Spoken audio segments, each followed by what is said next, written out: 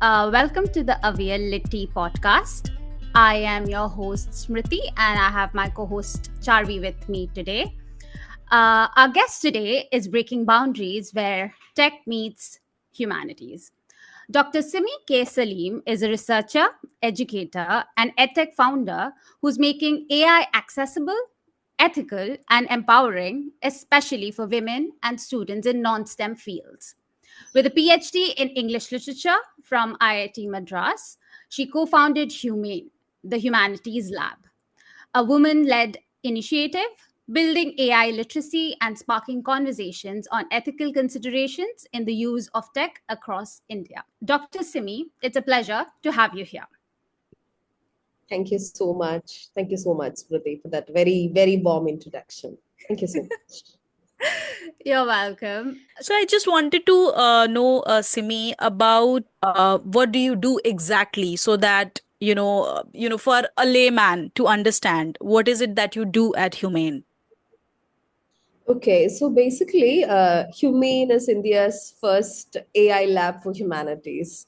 And we run a lot of courses. Like, as of now, we are collaborating with 15 liberal arts and science colleges in Kerala, where we are transforming language labs, like the conventional, traditional Wala language labs, into humanities AI lab. And we are working closely with around 450 students in which we are training them in tech and in AI. And this usually happens like we start with a bunch of kids who are 18 years old, and they can enroll in our courses until they post grad level, maybe like 22, 23 years of age. So this is the kind of lab that we are currently working on. And then we have a Women in AI program. So what we do there is that we bring in AI training to women in the marginalized communities. So that comes as a free project, and it is called as She Codes. She Codes. That is the name of Wow. the project. Where we are working on developing a kind of incubation system where women from diverse, marginalized backgrounds can come together and develop something. So that is a second project. And then we have a research futures program in which we are incubating BA to PhD scholars. Like we have incubators open until for postdoc fellows too. Um, Here we are particularly focusing on doctoral scholars, one-on-one mentorship programs for doctoral scholars, which actually addresses issues relating to mental health, productivity, publication, work-life balance, and a lot more. As commendable as it sounds, that bringing AI and technology to students of humanities and social sciences, I feel that AI is also a very tricky space. I mean, like we read newspapers and news every day, where every day there is one or the other issue on some data privacy. Even like I was reading about people asking AI about mental health issues, like a therapist, and it says that the lot of biases that AI has. Like, are you having, like, giving that consideration as well at your lab? That is my first question. And second question is that like, are you aware of any such instance, or any such story, which real life story, which has had a very, like, a serious impact? Yeah, so I think so there is this interesting book called AI Snake Oil that is authored by two Indians, Aravind Narayan and Saish Kapoor, and published by the Princeton University Press. And they bring in this idea of AI being snake oil, and this idea of snake oil is very interesting because snake oil was something which was used by the 19th century trade salesmen, and they would say that this drink is a very magical drink and this can resolve everything. It is having some kind of miraculous quality. So the whole idea of AI snake oil is that we kind of overhype the situation which we are caught up into when people end up in believing that AI has the solution for everything. And I think I was reading this. I was reading this article which came up in New York Times a couple of days ago when Shavi was telling me AI psychosis, where you kind of end up in believing that there is a human being on the other end, and the kind of delusional world even LLMs like GPT creates. And all of these LLMs are trained in a very imperative language, which can validate you. And it is true that, Charvi, there has been cases in which people have stopped medications like psychiatric medications after getting validation from ChatGPT. There has been cases that has been reported in the Europe.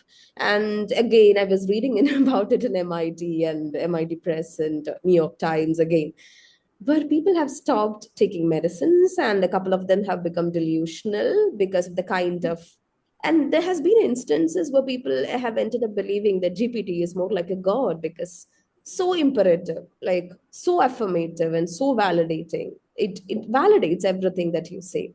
Yeah. So that is exactly where I think sociologists, political scientists, literature students, and Yeah. gender studies scholars can step in. Like you bring in a check to what the mission says. So I think that is a holistic vision that the lab stands for. It is never. It's not like a counter or what to say, a counter campaign against AI or Hmm. technology.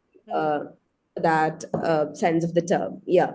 Yeah, yeah. Thanks for clarifying that, Simi. Yeah. Coming to Charvi's the second part Second of your part. question regarding the biases. See, the thing with the LLMs is that you are already LLMs are largely using data from that is already available. The archives, the books, the films, the Instagram repositories, the Facebook repositories. Again, all of which are built by humans. So there is a definite possibility that the machine would actually regenerate the existing prejudices and biases because all of these are Hmm. predictive models. When you take the Hmm. case of GPT, it is a generative model. It's a predictive model where they are training itself on large corpus of data that is already available. So the fundamental proposition is that it would recreate every biases that is already there in the system. And one thing you might have noticed is the case of LinkedIn, because all of you, like all of us, might be applying for our jobs via LinkedIn or any kind of online CV portals. And much of these online CV portals uses AI screening devices. And definitely, I was reading about this a particular LinkedIn catfish experiment by a lady named Alia Johns. And she was like, LinkedIn is definitely racist. It is very much misogynistic because it kind of retrains itself to be selective to the CVs of male, to be selective to the CVs of white men. So this particular experiment, the LinkedIn catfish model, she decided to create a fake LinkedIn profile in the name of a white blonde woman. And what happened was that, and Alia, she actually copied her own CV to that of this particular fake profile. And the fake Mhm. profile of the white women was receiving, I think, 57% more call for interviews than Alia herself, Wow. a black woman. So this is one classic case which came out, and this experiment was called as a LinkedIn catfish experiment, where you kind of address the biases that is embedded in all these kinds of what you call as the available softwares which the problem with us is that we expect everything to be free and fair because there is machine on the other end, Yeah. but this is Yeah. not it is. Yeah, yeah, I kind of understand that. Even for I mean, the therapy part, it was said that I saw a video on Instagram which said that if you keep asking questions to ChatGPT, why you feel good about it is because it never tells you that you were at mistake. It kinds of keeps validating you what you want to hear. And then I thought about it, and then I was like, right, that's very, very true. Yeah, another example that I saw recently, which actually blew my mind, is that our prime minister, when he went to the summit in France for AI, one of the things that he pointed out is that if you tell any of the AIs, whether it's OpenAI, Grok, or ChatGPT, to show a person who is a left-handed person and he or she is writing, AI cannot do that. AI doesn't recognize a left-handed person. AI only recognizes right-handed people because that's the majority in the world, right?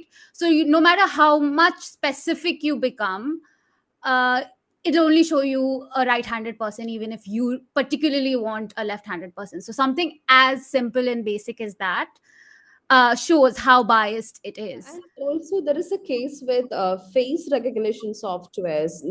We assume that the face recognition softwares are very unbiased, but if you Hmm. go to YouTube, you can see legal cases in which black men are fighting for their rights because facial softwares misrecognizes black men as committing crimes, because when it comes to the color tone, it is Mhm. only pre-trained on what to say, maybe the whole idea of black men as criminals, maybe. So there has been a lot of cases in which black men and women has been going to the courts telling that they have not committed the crime.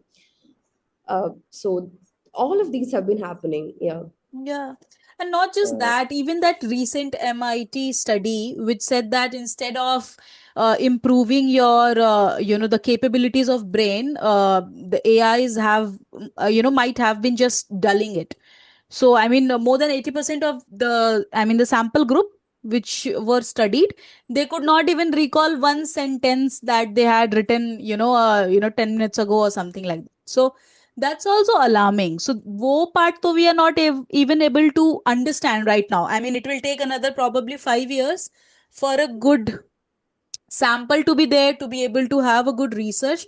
But I think that's also very, very true, because it's kind of dulling our ability to think critically, and that's also very alarming. If you look at it, everything, if we have to like think of any ideas, we are always going towards AI and thinking of, and it's everything that it already has in its memory, so it's not new. Yeah, and no, when Shari was talking about this, there is a whole idea called AI slopping, AI slopping. So where you kind of misattribute a sentence to someone as he said this or she said this. So a classic example was when last week writer Meena Kantaswamy, she came against this University of Mysore syllabus in which they attributed a poem cast out as being authored by Kandaswamy, and she was like, "I haven't, she hasn't written a poem by that name."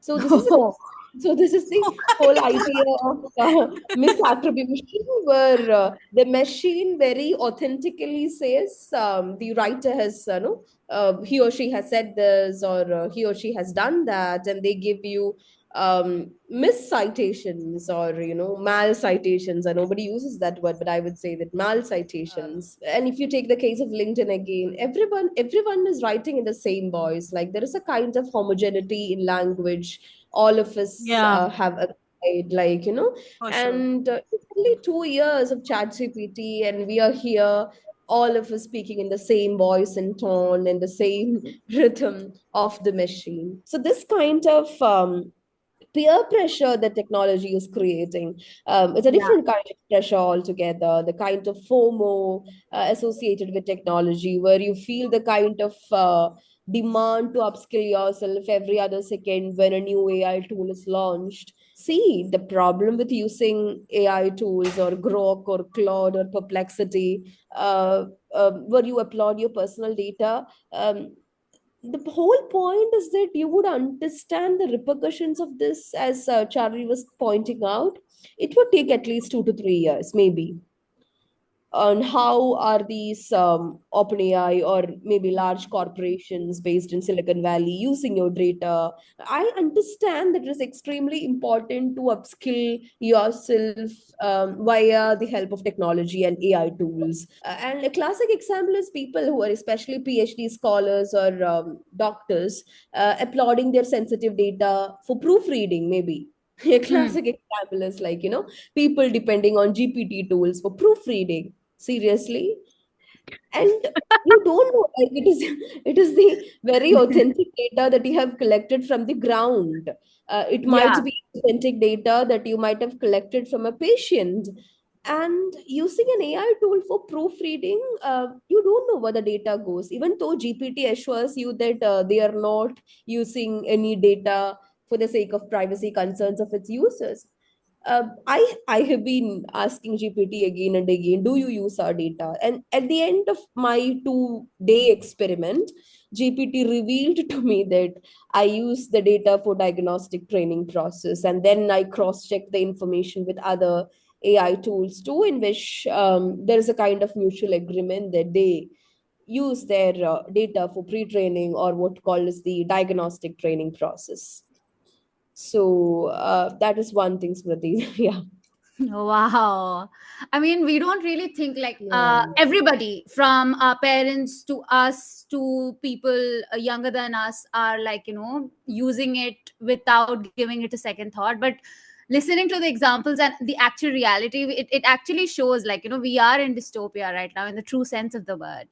Because the way like we would think like things would go bad for us, we always think about it in the sense, okay, it's somewhere in the future, not right now. But the fact that it's happening simultaneously right now is something we really need to take care of. Yeah.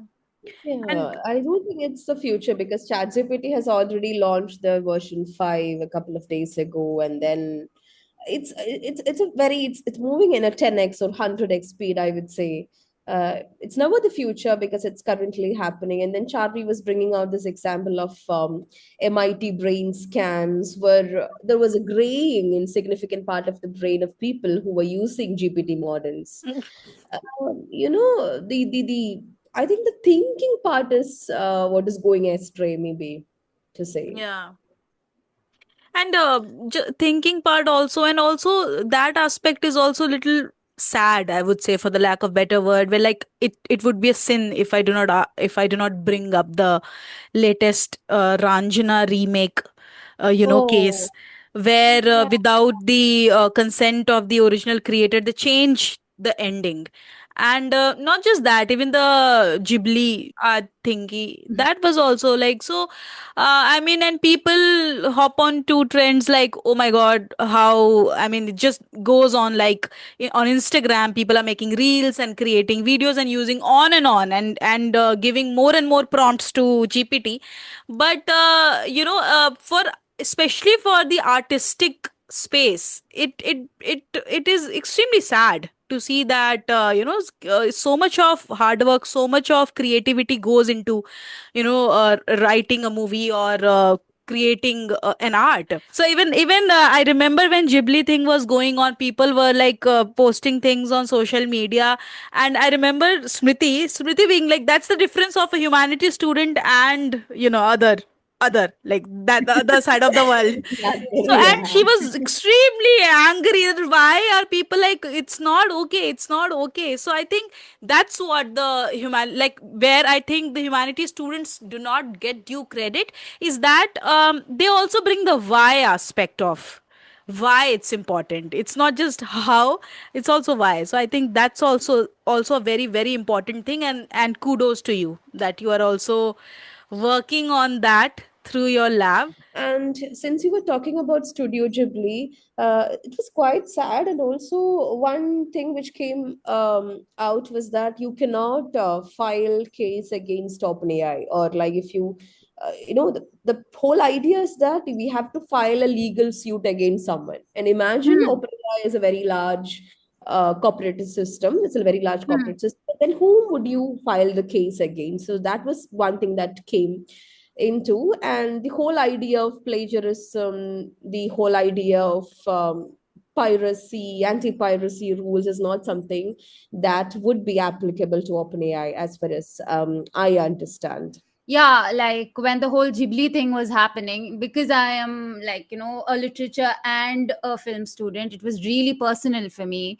And because also I'm a very big anime fan. Yeah, quoted Bertolt Brecht and his play Rhinoceros. And I was like, we are actually becoming like that play was written eons ago. And it's so freaking relevant today that we are actually becoming the same.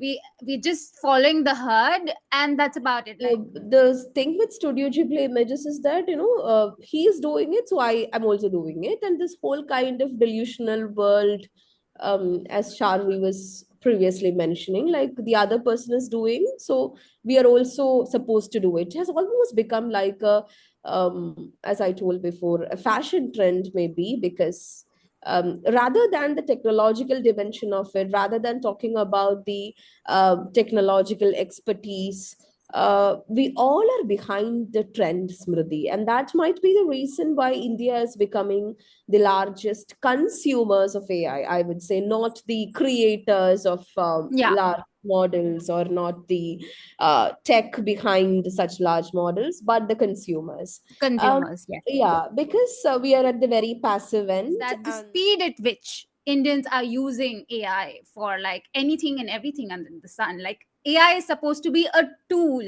to help us. I mean, I would love if AI would do my laundry and like wash my dishes and that part of my life. But like the other part where I'm working, where which I have worked so hard to get to, I mean, it's really sad if you sit and think about it. Like, obviously, there can be aspects where it should be helped, but just replacing people altogether doesn't make sense. And I remember how you had referred to Simi, you had referred to Chat GPT's God mode, yeah. uh, and like this question about where do you draw the line. Yes, we know that we have to draw the line, but we don't know where to draw the line. And you might have came across this deal which was signed between the Airtel and Perplexity AI, where Perplexity Mm. AI is giving its premium Pre- version yeah. absolutely free for the Indian customers of Airtel. So one point of Perplexity is that they have this plan to expand in the Indian market. But apart from that, at what cost? So that was my whole point. Like, at what cost?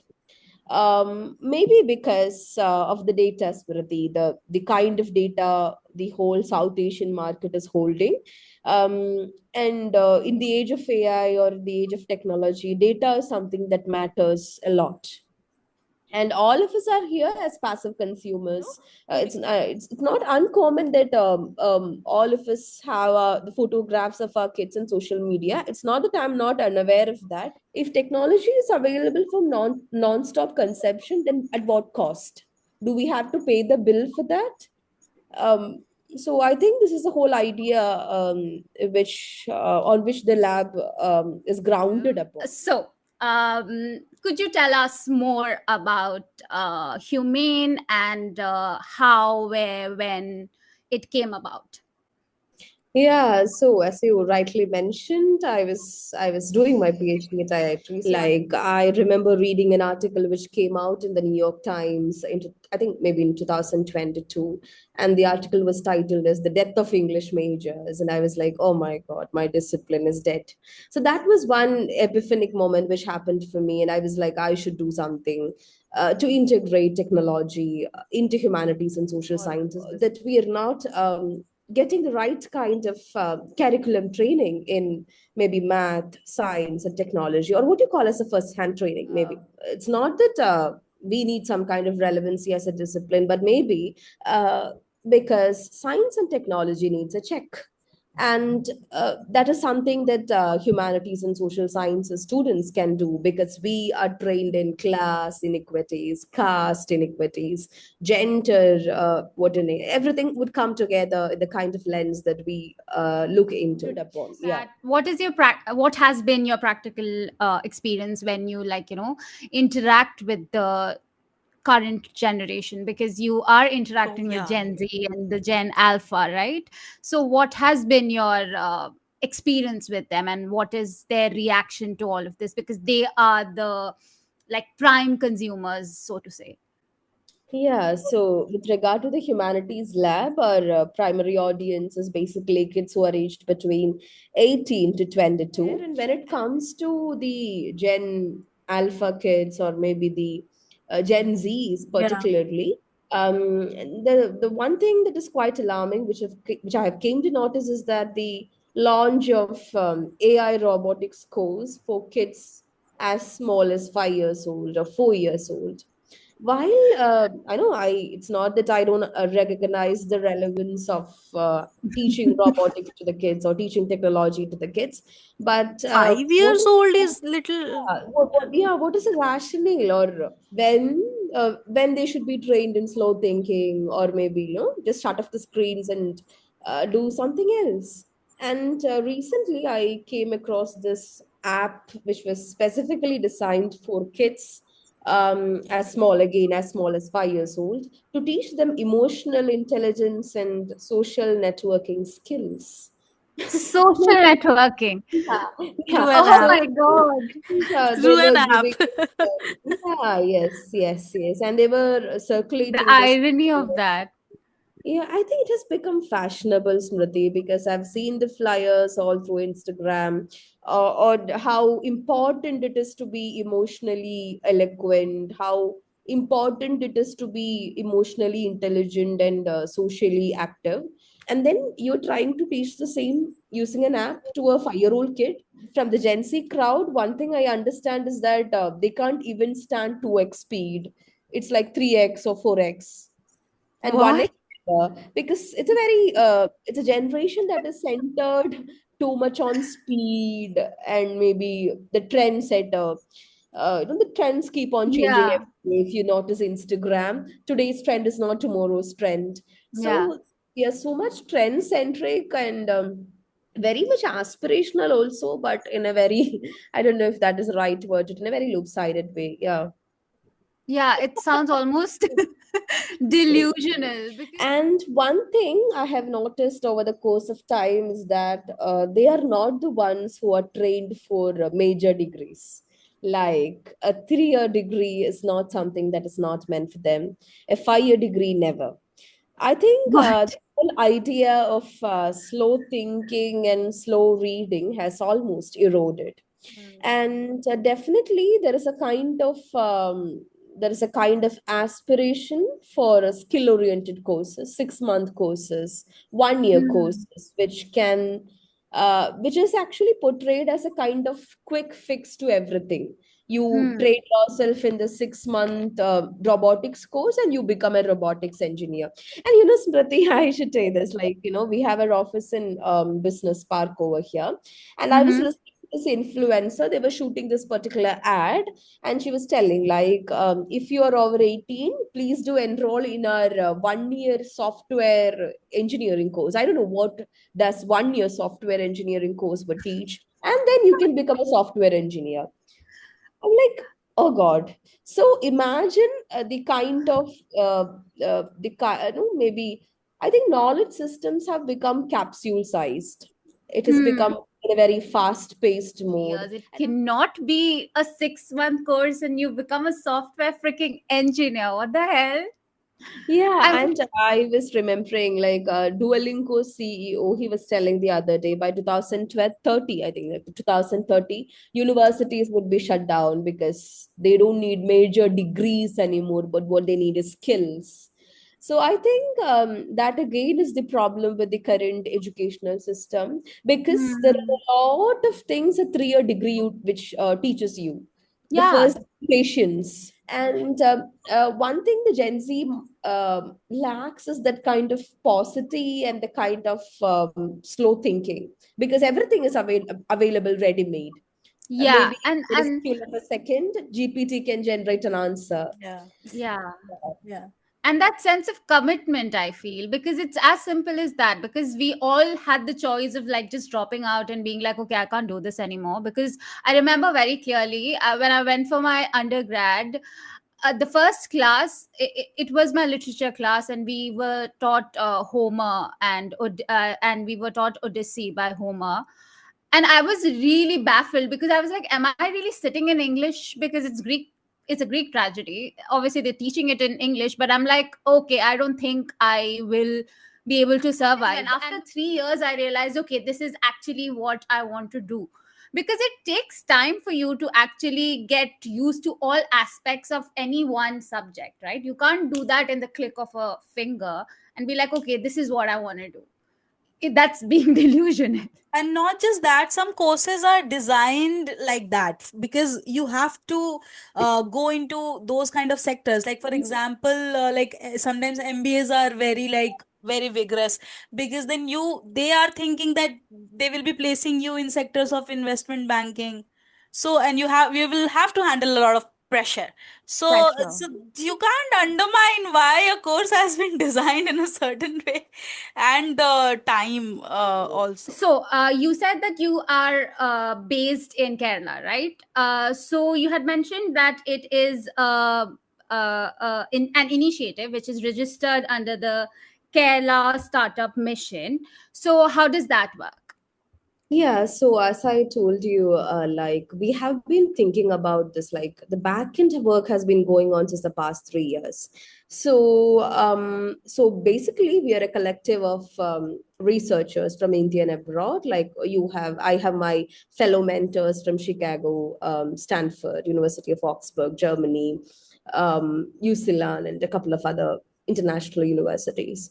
And the past 2 years, we have been closely observing the kind of developments that has been happening with AI, and we have been jotting down our notes, and then we have been thinking through different kinds of projects until we finally felt a couple of months before that it's high time that we launch us, and then we registered as an LLP. Again, it's a women-led LLP. My co-founder is again, she's from tech and she is an electronic engineer by profession. And out of the 10 founding members, seven are women. And that again is a part of the affirmative policy of our firm. Mhm. Because tech and business is often regarded to be a very masculine domain. So that was one affirmative policy we did, and we had a lot of women in our circle. So that is how we decided to launch. And then eventually we thought maybe we would pitch it with the Kerala Startup Mission, and we are in the process of registering with the Kerala Startup Mission. Yeah. That is brilliant. Also, I would love to know, like, what are you planning to do, maybe in the next 5 years? Where do you see yourself? Yeah, so as of now, we have plans to expand to all India through a virtual connection of bringing together BA, MA, and PhDs under one umbrella. And also, the Women in AI is our flagship project, which definitely we would like to expand throughout India and connect across women from different backgrounds, different ethnicities, and religious diversities, and to make women more technologically sophisticated. So, Women in AI is one of our, I would say, a capstone project that all of us are looking forward to. Yeah. And definitely, critical AI literacy is definitely there in our check. And maybe in the next 5 years, we would be there with an AI app. We actually took 3 years, 3 years of reading and researching to understand how biased AI is. Yeah. So I think for the future generation, they should not take another 3 years. Yeah. All it should have is a split of the second, and that is what the app is there for. So I really am looking forward to building an AI app for humanities and social scientists and scientists all over the world, where they can detect biases, where they can talk about algorithms and how biased algorithms are, and what all are the critical checks that has to be imposed on technology, and the ways in which we can use technology for our inclusive collective good, maybe. Yeah, that's amazing. Simi, I also have another question for you. That not necessarily in terms of awards or recognition, or like that, but maybe some anecdote, or maybe some feedback, or maybe something that you would have heard from one of your students, or anything which you think uh, would that you would cherish as like that is the real success. We were talking about the skill based courses now. So I think it's extremely important that we differentiate upskilling from the kind of Hmm. versioning of skill based courses which are there everywhere. Yeah. So I think that differentiation is extremely important. And coming to your question, last week, as I told you, I was training a couple of mothers who are enrolled in higher research and higher education.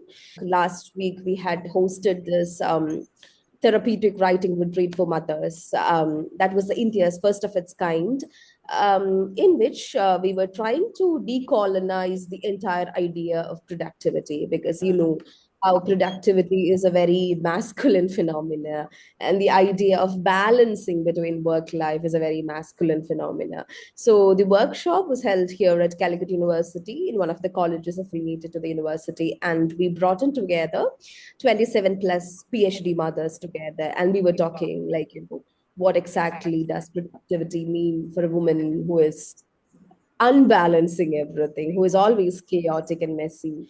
And one thing that all of them told us, the organizers, was that they have never come across a program like ours, which is as inclusive and diverse, and maybe the right term that one of them used was as empathetic as us.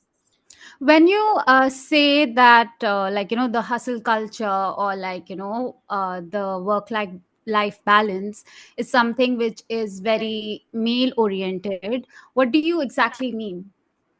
Yeah, I think Smriti, the whole idea of productivity came into being during the 19th century industrialization, like with the rise of the capitalist society, where men were supposed to go outside and work, and then you have the isolated woman at home who would be waiting and then Yes. taking care of the kids and cooking, maybe. So Yeah. I think that is where the idea of productivity came into being, where the whole bourgeois capitalist system wanted men to go out and then women to take care of the house. The problem with millennial women is that you become the CEO, but then you have to cook for your husband too. Like, like for our parents, for our mothers, it was like, they stayed at home, they cooked food. But for us, we had gone, we have gone a bit more progressive, quote unquote, to say that. We'll go out, Yeah. we'll go for work, we'll be the CEO, but then we have to meal prep and then all these fancy ideas we see in Instagram. Yes. Whole idea of trad wife, maybe like that is another thing that is happening on where you kind of celebrate femininity to the extent that it becomes a tool of capitalism. Yeah. Yes. Yes. That is. You expect not to have medical breaks. You expect not to have career breaks. You Hmm. expect not to have maternity breaks. You expect not to have period breaks. And the entire system is designed like a heteronormative cis white man, where you Yeah. don't have any kind of medical illness or maternal illness, pregnancies, child loss, postpartum, prepartum. No. Do our industries address that? Do the corporate ladders that is available to us address these kinds of gap? If you get into a Absolutely not. medical illness or if you get into a depression for 1 to 2 years, it's a Hmm. gap in your CV. How do we address that gap? I'm a Absolutely. mother, and if someone asks me, what have you been doing the last year? I would say I was raising my kid. I am raising the community that is yet to come. I was on Absolutely. I would rather say I was on a 24/7 job in which I am trained in empathy. I am trained in multitasking. I am Hmm. trained in so many skill sets that the heteronormative man lacks. Hmm. But sadly speaking, we don't address this in our CVs. Do the MNCs, do the medical colleges, do the universities that we have address all these kind of inclusivities? So this was all our mother workshop was based on, and that's what one of our participants told me. Like, Simi, you and your course is extremely empathetic, and I think that was one heartfelt moment, because I think in this kind of very high speed, your internet is 5 GB, it is moving in a triple x Mm. speed, and then you have GPT-5 today, GPT-6 tomorrow, plus version, Hmm. unpaid version. I think one thing that should keep us grounded is empathy and the Yeah, ability to listen to neurodivergent or whatever different kinds of voices, I would say. absolutely. Very true. I mean, I'm having goosebumps, honestly, and I'm like just sinking everything in because this is really commendable, honestly. And actually, I would say the right word would be very revolutionary because I am pretty sure it's not easy at all, Yeah. especially like, working and then taking care of your family, all of that simultaneously, and starting a business, being a woman and starting a business is in itself very difficult. Yeah, I mean, I've not heard of many women in edtech. I have not. So that is also something. I mean, it's inspirational for sure, Simi. Absolutely. Thank you so much, Smriti and Charvi, because I think this is a kind of solidarity that we need and we need to build through the years. Because when I started or when I decided to venture into business, and I was looking for pre models like, has anybody done like me? Or maybe Hmm. in terms of financial advice or the whole idea of starting an entrepreneurship uh, Hmm. in tech.